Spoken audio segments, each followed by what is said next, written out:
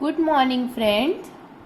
Now we are going to start our next topic after preprocessor, that is the topic name is macro. What that means? Macro. ठीक है.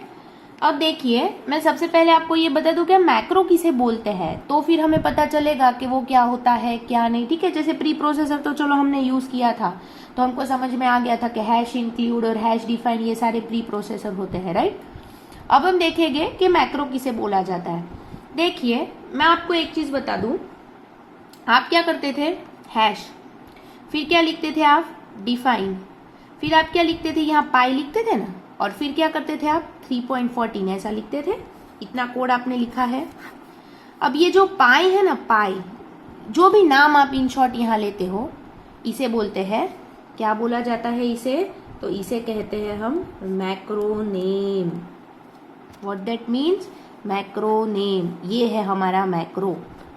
मैं suppose ऐसा लूं कि भाई for example hash, उसके बाद डिफाइन, फिर मैंने क्या लिया यहाँ पर ए, और ए को मैंने क्या वैल्यू डिफाइन कर दी? 2.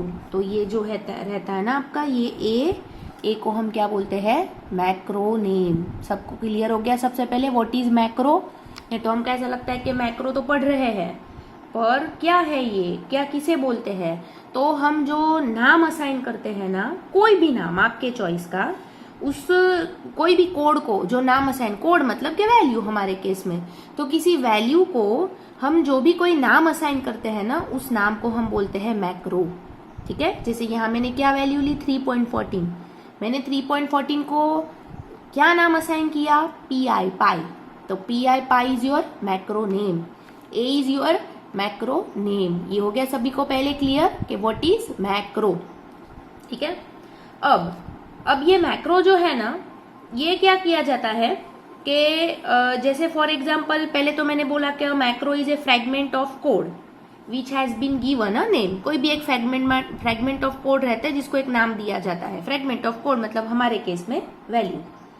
अब जब हम नेम यूज करते हैं ना, when ever the name is used, so it is replace by the contents of the macro. मतलब ए किससे रिप्लेस हो जाता है? उसके कंटेंट से रिप्लेस हो जाता है. पर कब? जब हम उसको कॉल करते हैं. मतलब कि अब मैं अगर लिखूं वॉइड मेन, और वॉइड मेन में अब मैं कहीं पर भी ये ए यूज करूं ना, तो ये ए की वैल्यू किससे रिप्लेस हो जाएगी आपकी? ये 2 से रिप्लेस हो जाएगी. मतलब मेन के अंदर हम जब भी इसको कॉल करते हैं तो ये किससे रिप्लेस हो जाता है आपका? उसकी वैल्यू से रिप्लेस हो जाता है. इसीलिए तो देखो, एरिया ऑफ सर्कल का प्रोग्राम आपको याद हो तो हम क्या करते थे? Hash define. क्या लिखते थे हम? पाई और 3.14. फिर हम क्या करते थे वॉइड मेन के अंदर? तो वॉइड मेन में आप क्या लिखते थे? तो एरिया ए, अभी तो मैं जस्ट एक एग्जांपल के लिए लिख रही हूँ, पाई आर और आर. तो यहाँ पाई के जगह कौन आ जाता था आपका?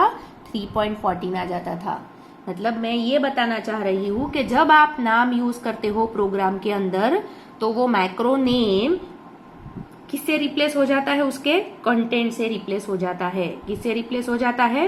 कंटेंट से रिप्लेस हो जाता है. मतलब जो भी कंटेंट आपने यहाँ दिया हो, जो भी वैल्यू आपने यहाँ दी हो, वो वैल्यू से वो मैक्रो नेम जो है वो रिप्लेस हो जाएगा प्रोग्राम के अंदर. क्लियर सभी को? पहले व्हाट इज मैक्रो, मैक्रो क्या होता है, ये क्लियर हो गया. कोई आपको पूछे कि लो भाई एक ये प्रोग्राम लिखा है, इसमें मैक्रो कौन है बता दो, तो आपने सीधा क्या देखना है? हैश डिफाइन, क्या नाम यूज किया है? That name is your macro name. अब है ना, 2 तरह से हम मैक्रो यूज कर सकते हैं, या 2 टाइप के मैक्रोज है. There are 2 kinds of macros. ये आपको ध्यान रखना है. There are 2 kinds of macros. कौन से 2 टाइप है? तो एक है मैक्रो डिफाइन कांस्टेंट वैल्यू, जो हम यूज कर ही रहे हैं. Macro define constant value, right. ये देखो हमने यूज किया ना, ये देखो कांस्टेंट वैल्यू यूज की ना, मतलब ये तो हमने देखा ही है. और दूसरा कौन सा है? Macro define as function. Macro define as function. Clear? मतलब हम फंक्शन के तौर पर भी यूज कर सकते हैं, और दूसरा हम क्या यूज कर सकते हैं? तो फंक्शन कांस्टेंट वैल्यू भी हम यूज कर सकते हैं. क्लियर? अब हम क्या करेंगे कि सबसे पहला हमारा आता है हैश डिफाइन डायरेक्टिव। ये हमने देखी ना प्री प्रोसेसर में, हैश डिफाइन डायरेक्टिव हम इसके साथ यूज करते हैं ना मैक्रो नेम को। पहले हम इसका सिंटैक्स देख लेंगे क्या होता है, बराबर है। तो इसमें हम हैश डिफाइन के साथ सबसे पहला कौन सा टाइप देखेंगे, हमारा macro define constant value. First is macro define constant value, हमारा जो पहला टाइप है वो, राइट, मतलब कि पहला वे मैक्रो डिफाइन करने का, macro define constant value. Clear? तो अब हम देखेंगे कि ये कांस्टेंट वैल्यू क्या होता है। क्लियर?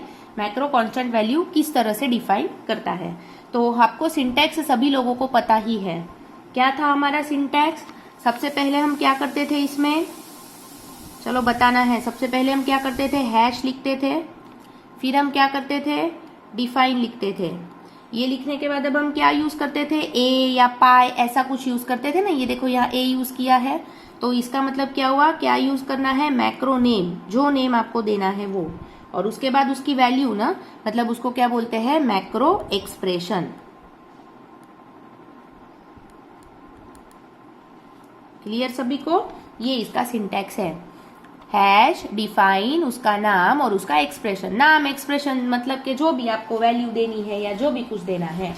तो ये हुआ आपका सबसे पहला। सबसे पहला मतलब कौन सा, यूजिंग कांस्टेंट वैल्यू, बराबर है। कांस्टेंट वैल्यू का यूज करके हम मैक्रो को डिफाइन कर सकते हैं। फिर अगर आपको कोई पूछे कि भाई दूसरा मेथड कौन सा है, तो दूसरा हम क्या कर सकते हैं, macro define as a function. तो हम वो भी देख लेते हैं उसका क्या सिंटैक्स है, क्योंकि वो भी आपको मेंशन करना होता है। तो अब हम देखेंगे कि macro define as a function क्या होता है, बराबर है। दूसरा आपको डायरेक्टिव तो ये यूज करनी है दोनों के लिए। तो अब दूसरा हम देखेंगे macro define as a function. Clear? अब इसमें देखो आपको क्या करना है, आपको हैश डिफाइन तो लिखना ही है जो आप लिखते थे वैसा।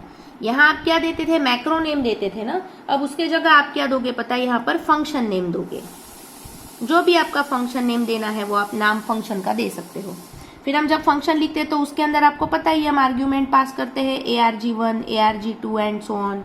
और फिर क्या करना है आपको, आपका मैक्रो एक्सप्रेशन यहाँ पर लिखना है। मतलब यहाँ क्या लिखोगे आप, मैक्रो एक्सप्रेशन। यहाँ जो भी आपका होगा वो मैक्रो एक्सप्रेशन आ जाएगा। मतलब मैक्रो नेम के जगह सिर्फ फर्क क्या पड़ता है, यहाँ मैक्रो नेम के जगह फंक्शन नेम आता है, बस उतना ही फर्क है, बाकी कोई फर्क नहीं है। क्लियर? ये दो टाइप। पहले तो मैक्रो किसे कहा जाता है, दो तरह के मैक्रोज है आपके। पहला macro define constant value, second macro define as function. Constant value में आपको क्या ध्यान में रखना है कि हैश डिफाइन डायरेक्टिव ही यूज होगा हर इसके साथ, और हैश डिफाइन मैक्रो नेम और फिर मैक्रो एक्सप्रेशन। और फंक्शन में क्या होता है, हैश डिफाइन फंक्शन नेम, फिर उसकी आर्ग्यूमेंट लिस्ट और फिर उसका मैक्रो एक्सप्रेशन। अब आपको ना इस पर मोस्ट इंपॉर्टेंट क्वेश्चन जीटीयू में पूछा जाता है कि मैक्रो जो है तो उसको एक्सप्लेन करो क्या है क्या नहीं, और मतलब कि what is macro and all आपको सब पूछा जाता है। और फिर आपको क्या पूछा जाता है कि एक्सप्लेन विथ एग्जाम्पल। अब एक्सप्लेन विथ एग्जाम्पल मतलब क्या, कि फॉर एग्जाम्पल हम एक एग्जाम्पल लेंगे कि जिसमें हम एरिया ऑफ सर्कल वाला प्रोग्राम करेंगे। ठीक है?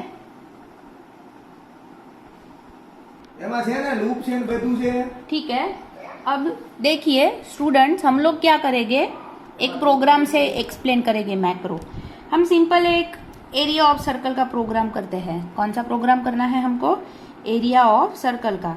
ये प्रोग्राम आपको एग्जाम में भी सेम मैक्रो के लिए नोट डाउन करना है। आप फिर कोई और भी प्रोग्राम कर सकते हो, इट इज सो सिंपल। पर एक बार मैं सिर्फ एक्सप्लेन करूँ कि किस तरह से होगा।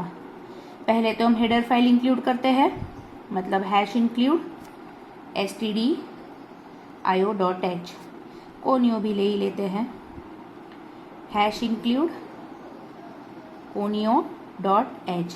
क्लियर? अब क्या करना है हमने, अब हमारा मैक्रो आएगा ना, तो हम पहला पाई डिफाइन करते हैं।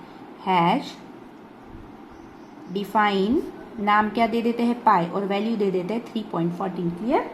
ठीक है। उसके बाद ये क्या हुआ, हमारा कांस्टेंट वैल्यू हुआ ना। हमने दो टाइप के मैक्रो देखे ना, पहला क्या देखा हमने, मैक्रो डिफाइन कांस्टेंट वैल्यू, और दूसरा कौन सा देखा हमने, मैक्रो डिफाइन एज फंक्शन। अब हम फंक्शन भी ले लेते हैं। तो हम क्या करते हैं, हैश डिफाइन, फंक्शन का नाम देते हैं एरिया। एरिया फाइंड करना है ना, तो फंक्शन का नाम। फिर हमको क्या बोला था, पैरामीटर पास करना है ना, तो एरिया में कौन सा पैरामीटर की जरूरत पड़ने वाली है, पाई, तो ऊपर डिफाइन कर दिया, रेडियस की जरूरत पड़ेगी, लो कर दिया पैरामीटर पास। और फिर उसने क्या बोला था, मैक्रो एक्सप्रेशन ना, जो आपको डिफाइन करना है वो, तो हमारा मैक्रो एक्सप्रेशन क्या रहने वाला है, पाई इंटू आर और इंटू आर। क्लियर, मतलब hash define function name, argument और macro expression, hash define macro name और कांस्टेंट। क्लियर, सारी चीजें दोनों भी हमारे आ गए, बराबर है। फिर हम क्या लेंगे, वॉइड मेन लिया हमने, वॉइड मेन। अब वॉइड मेन लेने के बाद तो हमारा जो सिंपल प्रोग्राम है वही का वही, हम क्या कर देंगे, एक इंट, एक हम ले लेंगे रेडियस, फिर दूसरा क्या ले लेंगे हम, फ्लोट, एक ले लेंगे हम एरिया। रेडी, फिर हम क्या ले लेते हैं, वैल्यू तो मांग लेते हैं, enter radius, enter radius. Clear, scanf में उसको स्टोर करवा देते हैं। रेडियस को इंटीजर लिखा है तो %d लेना पड़ेगा, सो %d कॉमा करके एम्परसेंट ऑफ, यहाँ पर क्या ले लेंगे, रेडियस।